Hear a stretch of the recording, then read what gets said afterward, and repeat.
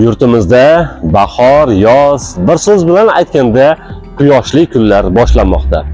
Xo'sh, azizlar, ushbu quyoshli kunlarning haddan ziyod yorug'likning ko'zimizga qanday salbiy tomonlari bor va ulardan qanday qilib to'g'ri foydalanish kerak? Ushbu savollarning javobini esa Urjuza Nur klinikasining oliy toifali shifokorlaridan olamiz. Assalomu alaykum. Mana yurtimizga quyoshli kunlar ham boshlanmoqda. Men shifokor sifatida yurtdoshlarimizga maslahat bermoqchimanki, yoshlarimizga, kattalarga hamda keksalarimizga ham quyoshdan himoya qiluvchi ko'zoynaklardan o'qishni tavsiya beraman.